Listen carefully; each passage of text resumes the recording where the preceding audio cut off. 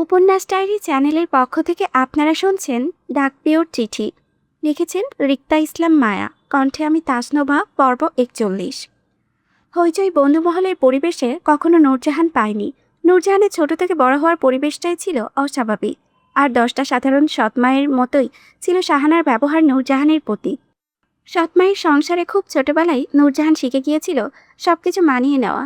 শাহানা কখনো কারোর সামনে প্রকাশ্যে নূরজাহানকে আঘাত করতো না, অগোচরে সবার আড়ালে করত। নূরজাহান যখন নিজের মা হারিয়ে শাহানার কাছে মায়ের মমতার আঁচলে খুঁজতে যেত, তখন শাহানার তিরস্কার এবং আঘাতে ফিরে আসতে হতো।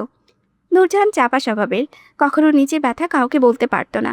নূরজাহানের ব্যথা শোনার মতো ওই পরিবারে কেউ ছিল না, আলেহা আর হাসান বাদে।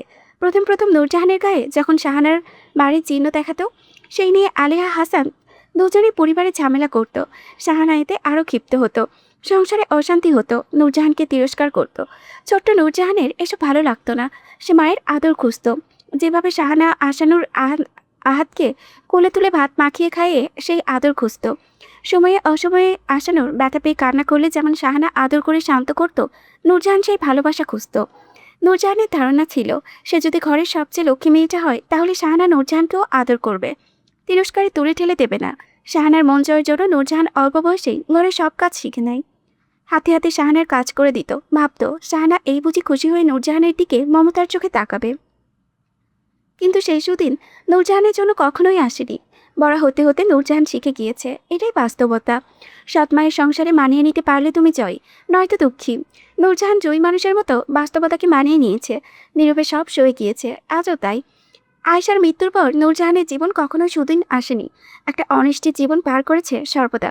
কখনো স্বাধীনতা জিনিসটা উপলব্ধি করতে পারেনি। চারিদিক থেকে নূরজাহানকে ঘিরে ধরে রেখেছে জীবন। নূরজাহানের অতিরূপ, মানিকের উৎপাত, শাহানার তিরস্কার, সংসারে অশান্তি, সবকিছু নূরজাহানকে একটা অসুস্থ পরিবেশ দিয়েছে। নূরজাহান কখনো বড্ড খোলামেলা আকাশের নিচে দাঁড়িয়ে স্বস্তির নিঃশ্বাস নিতে পারেনি। ঘন্টার পর ঘন্টা দাঁড়িয়ে বন্ধুদের সাথে আড্ডা জমিয়ে ফুচকাও খেতে পারেনি। এই ঢাকা শহরে এসে নূরজাহানের একটা মুক্ত স্বাধীন জীবন পাচ্ছে, যেটাতে নূরজাহান অভ্যস্ত নয়। এই স্বাধীনতার জীবন নূরজাহানের ভীষণ অবাক মুগ্ধ চোখে দেখে। কেউ নূরজাহানকে থামাচ্ছে না, বাধা দিচ্ছে না। নূরজাহানের প্রাণঘাতের ভয় নেই। সবচেয়ে বড় কথা, নূরজাহানকে কেউ দেখতে চাইছে না। সবাই ব্যস্ত যার যার মতো করে। কেউ নূরজাহানের দিকে তাকিয়ে নেই। ভাবি, এভাবেই কি ভাবছেন? খাচ্ছে না কেন? আপনার ফুচকা তো নরম হয়ে যাচ্ছে। তনিমার ডাকে নূরজাহানের সম্বিত ফিরে আসে, হাতের তালুতে ফুচকার প্লেট। তনিমা মাহি একের পর এক ফুচকা খাচ্ছে। নূরজাহানের ফুচকা হাতে দাঁড়িয়ে রয়েছে, গায়ে কালো বোরকা, মুখ ঢেকে নেকাবে। তনিমা অনেকবার বলেছে নূরজাহানকে নেকাব তুলে ফুচকা খেতে। নূরজাহান নেকাব তোলেনি, সে নেকাবের ভেতরে দিয়েই খাবে। তনিমা মাহির গায়ে ডাক্তারি অ্যাপ্রন, কাঁধে কলেজ ব্যাগ। মাহি নূরজাহানের মুখে এখনও দেখা হয়নি। নূরজাহান রাস্তার নেকাব তুলে চাইছে না বলে মাহি নূরজাহানের মুখ দেখার ইচ্ছা দেখায়নি। তবে তনিমার মুখে বেশ কয়েকবার শুনেছে বাড়িতে আলতাপের বউ নূরজাহানের পরীর মতো সুন্দর। মেয়েটি নেকাবের ভেতরে বড় বড় করে চোখ দেখে মাহির মনে হচ্ছে মেয়েটি আসলে সুন্দর হবে। নূরজাহান হাতের ফুচকা এক পলক দেখে তনিমার দিকে তাকিয়ে বলে, কাউকে না জানিয়ে এইভাবে বাইরে থাকাটা ঠিক হচ্ছে না ভাবি। ছোট মামি সুখ, ওরা হয়তো আমাদের খুঁজছে, ওদের টেনশনে রাখাটা ঠিক হবে না। আমাদের কাউকে ফোন করা উচিত ভাবি, অনেকক্ষণ হয়েছে, বেরিয়ে এসেছি আমরা। তনিমা নূরজাহান তনিমাকে দুজনকে ভাবি ডেকেছে। দুজনেই জানে কে বড় কে ছোট যা হবে। মারিদ কিংবা রিফাত কেউ নূরজাহান তনিমাকে বলেনি দুজনের কে বড় ভাবি হবে। সম্পর্কে ধারণা না থাকায় তনিমা নূরজাহান দুইজনকেই ভাবি ডাকছে। তনিমা মুখ ফসকে তুলে বলে, আমি রিফাত স্যারকে মেসেজ করে জানিয়েছি আমরা কোথায় আছি। আপনি চিন্তা করবেন না ভাবি, কেউ আমাদের খুঁজবে না। আপনি রিল্যাক্স মোডে ফুচকা খান। রিফাত স্যার মানে? আরে আপনার রিফাত ভাই তো আমার স্যার হয়। নূরজাহান জানতো না রিফাত তনিমার স্যার হয়। মেকআপের আড়ালে নূরজাহান হাসে। নূরজাহানের অল্প হাসির শব্দ তনিমা পেতে অস্বস্তিতে লজ্জায় পড়ে যায়। নূরজাহান স্বস্তির হয়। রিফাতকে বলা হয়েছে মানে রিফাত ওই বাড়ির সবাইকে নিশ্চয়ই বলেছে নূরজাহান তনিমার সঙ্গে আছে সেটা। নূরজাহানের মেকআপের ভেতর দিয়ে একটা ফুচকা মুখে তুলে বলে, আপনাদের কি লাভ ম্যারেজ ছিল ভাবি? লাভ অ্যারেঞ্জ দুটোই। যদি বলতে স্বাচ্ছন্দ্য বোধ করেন তাহলে আমি শুনতে আগ্রহী ভাবি। তনিমা স্পষ্ট কথা বলা মানুষ, সহজে নিজের কিছু ছেড়ে দেয় না। বিগত দিনে নূরজাহানের সঙ্গে তনিমার বেশ কয়েকবার কথা হয়েছে, কখনো একান্তভাবে দুজনে কথা হয়নি, আজই প্রথম। নূরজাহানের কথাবার্তা স্পষ্ট, সে একটা বুঝদার ম্যাচিওর মেয়ে। তনিমারও বেশ ভালো লাগে নূরজাহানের শান্তশিষ্ট আচরণ। ওই বাড়িতে তনিমা কখনো তেমন কেউ বন্ধ হয়ে ওঠেনি। নূরজাহানের সঙ্গে বলা কথা, সমস্যা কোথায়? তনিমা নিজের অস্বস্তি বোধ রোধ করে বলে, আমাদের প্রেম চিঠিতে ছিল। বলতে পারেন প্রায় 4 মাসের মতো আমরা চিঠি আদান প্রদান করে কথা বলি। তারপর হঠাৎ করে আমাদের যোগাযোগ বিচ্ছিন্ন হয়ে যায়। আমাদের বিয়ের রাতেই জানতে পারি আমার চিঠিওয়ালা রিফাত স্যার ছিল। তনিমার কাহিনীতে নূরজাহান যেন নিজেকে খুঁজে পেল। এমন একটা কাহিনী নূরজাহানের রয়েছে ব্যবসায়ী সাহেবকে ঘিরে। নূরজাহান বেশ আশ্চর্য হয়ে আগ্রহী নিয়ে জানতে চেয়ে বলে, আপনারা কি না জেনে একে অপরকে চিঠি লিখতেন? জি, অনেকটাই তাই। যদিও আমি ওনার বিষয়টা এখনো শিওর না যে উনি আদৌ আমাকে চিঠি লিখত কিনা। তবে চিঠিতে উনি সবসময় আমাকে অপরিচিতা ডাকতেন, আর আমি চিঠিওয়ালা। তারপর আমাদের বিয়ে আপনার বিয়ের দিন রাতেই হয়েছিল, একটা ভুল বোঝাবুঝি থেকে। আপনি হয়তো ওই বাড়ির মানুষ থেকে শুনেছেন বাকিটা কিভাবে কি হয়েছে। নূরজাহান অস্বস্তিতে আশেপাশে তাকালো। রাস্তার পাশ ঘেঁষে ওরা দাঁড়িয়ে ফুচকার ভ্যান গাড়ির সামনে। রাস্তা দিয়ে যাতায়াত করেছে গাড়ি। রাস্তার পাশে ফুচকা, ঝালমুড়ি, বাদাম ডাব, বিভিন্ন রকমের ফুটপাতের জিনিসপত্র বিক্রয় হচ্ছে। অদূরে রাস্তার একপাশে ভ্যান থেকে ছোট্ট বাচ্চাদের জামাকাপড় বিক্রি হচ্ছে। যাতায়াতকারী মহিলা ভিড় জমিয়ে দরদর করছে। নূরজাহান ওর শ্বশুরবাড়ির মানুষ থেকে শুনেছে তনিমা রিফাতের বিয়ে পুলিশ স্টেশনে হয়েছে। কি কারণে হয়েছে এত কিছু নূরজাহান জানে না, আপাতত জানতেও চায় না। নূরজাহানের খানিকটা অস্বস্তি লাগছে তনিমার মুখে অপরিচিতা ডাকটা শুনে। নূরজাহান মুখে ফুচকা তুলে বলে, জটিল প্রেম আপনাদের। তনিমা ফুচকা খাওয়া শেষ।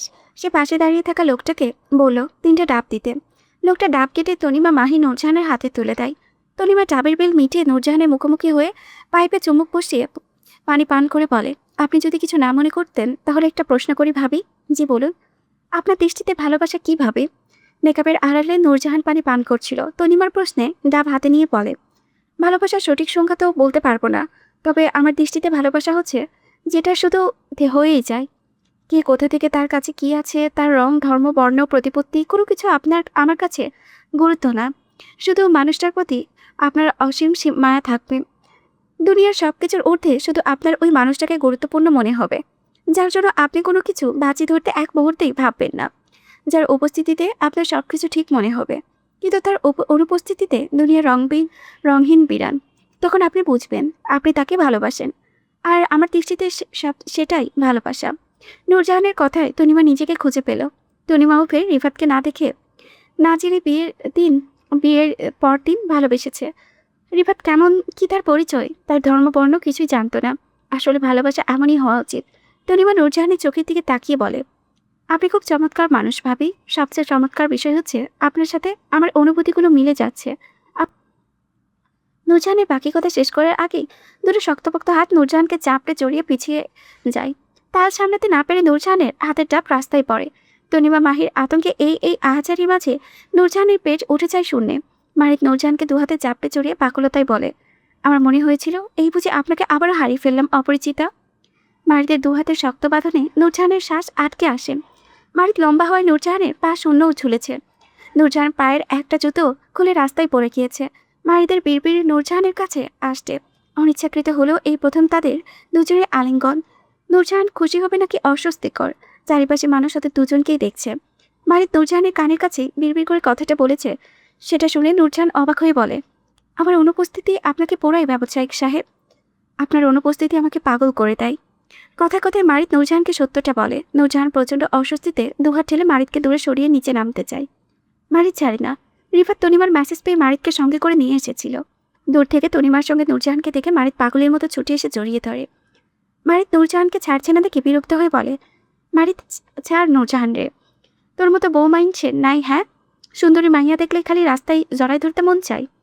প্লিজ ছাড়ুন, সবে দেখছেন। মারিদের হোশ ফিরতে সে নূরজাহানকে ছেড়ে দেয়।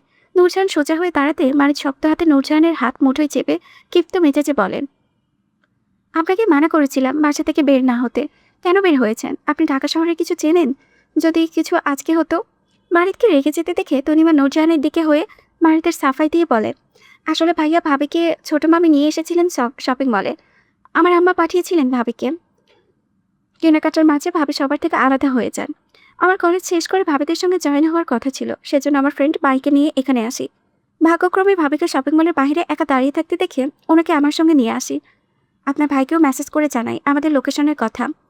মারিদের কিছু বলার আগে রিফাত তনিমাকে শাসিয়ে দায়িত্বহীনতা নিয়ে প্রশ্ন করে বলে, আপনার কি জ্ঞানবোধ নেই তনিমা? আপনি শপিং মলের ভিতরে সবাইকে না খুঁজে নূরজাহানকে দিয়ে ফুচকা খেতে চলে এসেছেন। আপনি জানেন সবাই কত টেনশনে ছিল এই নিয়ে? শপিং মলটা আপনার ছোট মনে হয় যে 2 মিনিটে খুঁজলেই পেয়ে যাব? 1 ঘন্টার বেশি সময় হবে মামিদের খুঁজেছি আমরা। অবশেষে না পেয়ে নিরুপায় হয়ে আপনাকে মেসেজ করি। ছোট মামির নাম্বারে আমার কাছে নেই।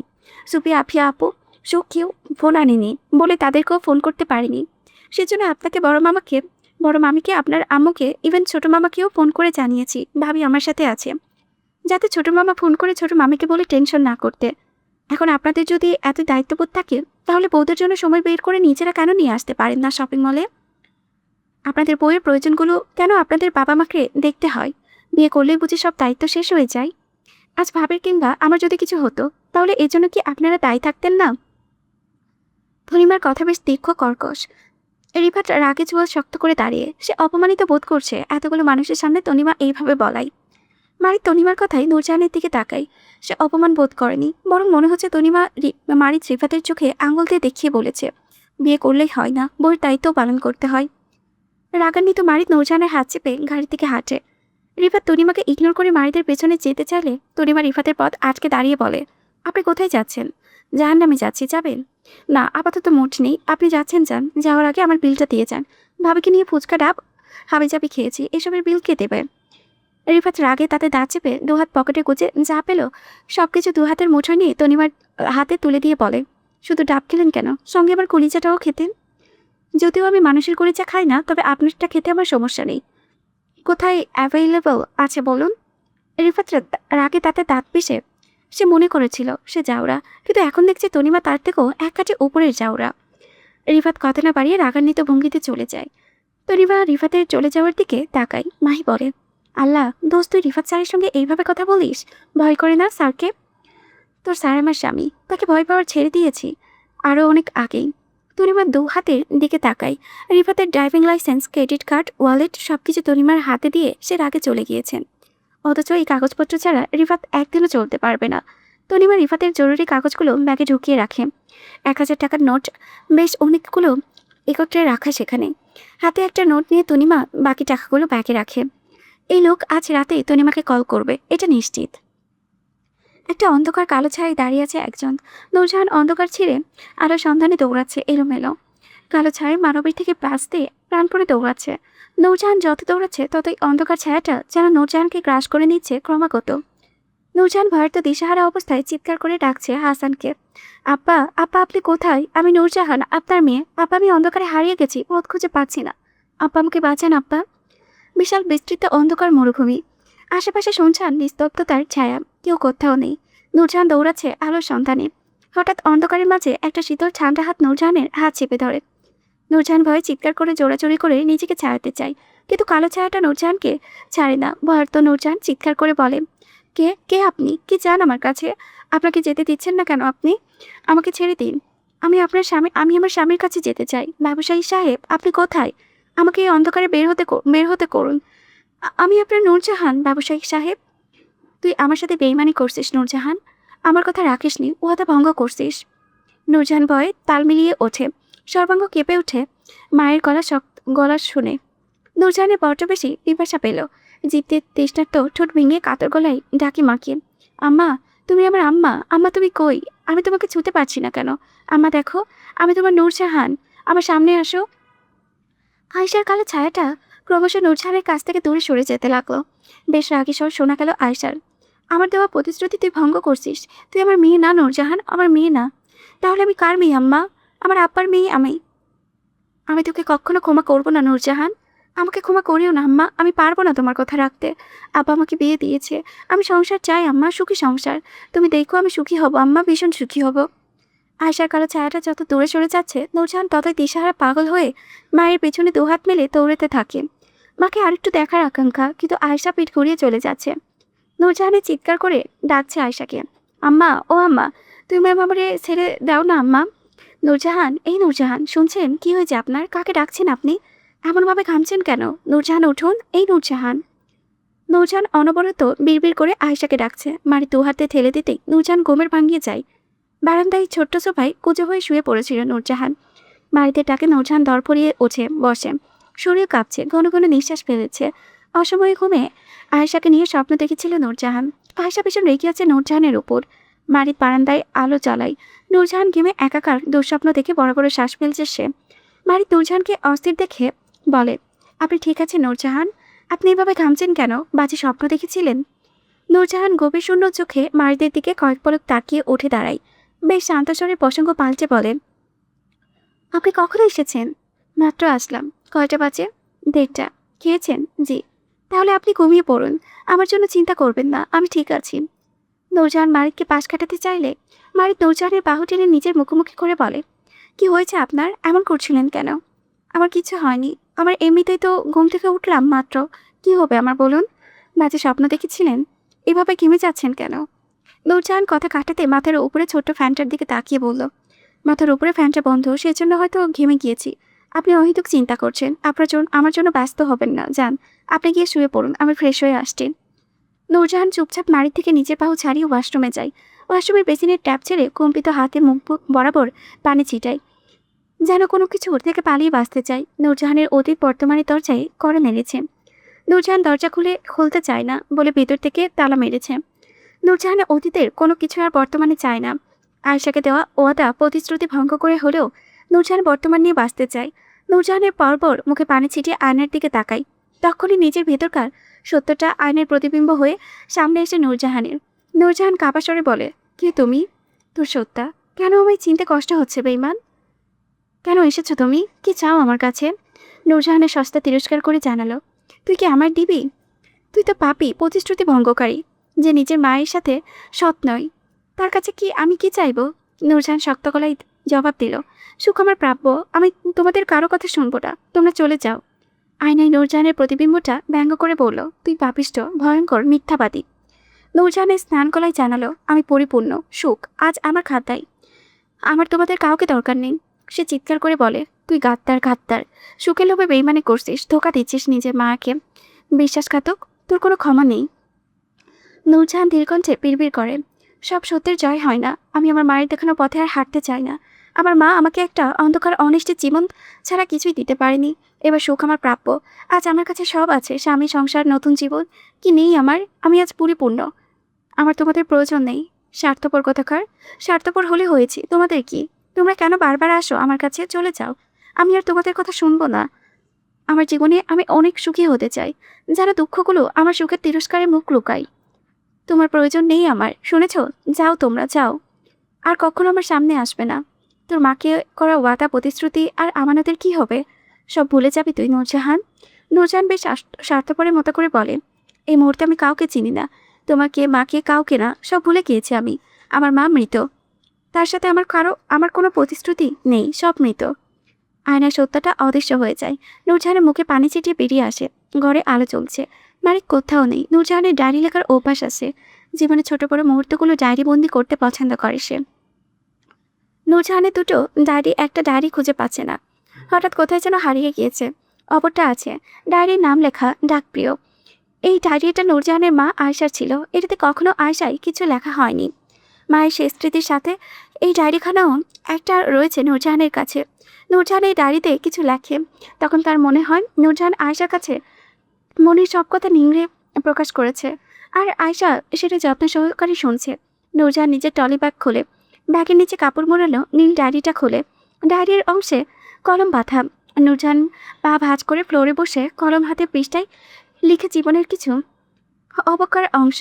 স্বামীর সংসার, নতুন পরিবার পেয়ে আমি ভীষণ লোভী হয়ে গেলাম। লোভী আমাকে এতটাই প্রভাবিত করলো যে ভুলে গেলাম মায়ের প্রতিশ্রুতির কথা। বিবেকও আমার দৈরত্ব দন্ত চলিত প্রতি মুহূর্তের পর মুহূর্ত। আমি অপরাধী, প্রতিশ্রুতি ভঙ্গকারী। বিবেক যখন আমাকে তিরস্কার পাঠালো, আমি বললাম, সুখ তো আমারই প্রাপ্য। সে ব্যঙ্গ করে বলল, তুই পাপিষ্ঠ। আমি স্নান হেসে তাকে জানালাম, আমি পরিপূর্ণ। সে চিৎকার করে বলল, ভয়ঙ্কর, মিথ্যেবাদী। আমি ধীরকণ্ঠে বিড়বিড় করলাম, সব সত্যের জয় হয় না। বিবেক অবজ্ঞায় বলে, তুই গাদ্দার, গাদ্দার। আমি বললাম, আমি কেবল সুখী হতে চাই। 3/4/2015। আপনি ওইখানে কি করছেন নূরজাহান? নূরজাহান মারিদের কণ্ঠ পেয়ে নূরজাহান তাড়াহুড়োয় হাতে ডায়েরিটা কাপড়ে মুড়িয়ে ব্যাগে রেখে দেয়। মারি দেখতে পায়নি নূরজাহানের ডায়েরিটা। নূরজাহান অজুহাত দিয়ে বলে, ব্যাগের চেইন খোলা ছিল, সেজন্য লাগাচ্ছিলাম। নূরজাহানের ব্যাগের চেইন আটকে উঠে দাঁড়ায়। মারি সেই দিকে বেশ মনোযোগ সহকারে নয়। নূরজাহানের ব্যাগে সে যা কিছু করতে পেরেছে, এতে এত কিছু খতিয়ে দেখার কিছু নেই। মারি নূরজাহানের মনোভাব বুঝতে যাচ্ছে। বেশ ডিস্টার্ব লাগছে নূরজাহানকে। বিকেলেও ঠিক ছিল নূরজাহান। বাড়ির নূরজাহানকে বাসায় রেখে যাওয়ার সময়ও নূরজাহান বেশ হাসি খুশি ছিল। তাহলে এখন কি হয়েছে মেয়েটার? কি নিয়ে এত ডিস্টার্ব? বাড়ির নূরজাহানকে তীক্ষ্ণ দৃষ্টিতে প্রশ্ন করে বলে। আপনি কি কোনো কিছু নিয়ে ডিস্টার্ব নূরজাহান? নূরজাহান চট করে মনের ভাব পরিবর্তন করে বলে, কি ব্যাপার বলুন তো ব্যবসায়িক সাহেব, আজ আমাকে এত নোটিস করছেন? আমার প্রেমে পড়লেন নাকি? বাড়ির 2 হাতে 2টো কফির মগ, এই কফি বানাতে সে এত রাতে নিচে গিয়েছিল। বাড়ির নূরজাহানের দিকে কফির একটা মগ বাড়িয়ে দিয়ে বলে, আজ আপনার গল্প শুনতে চাই অপরিচিতা। শুরু থেকে সাতটা বলবেন, কোনোরূপ মিথ্যা কিংবা ছলনার আশ্রয় নেবেন না। আমি শুধু সত্যটা জানতে চাই।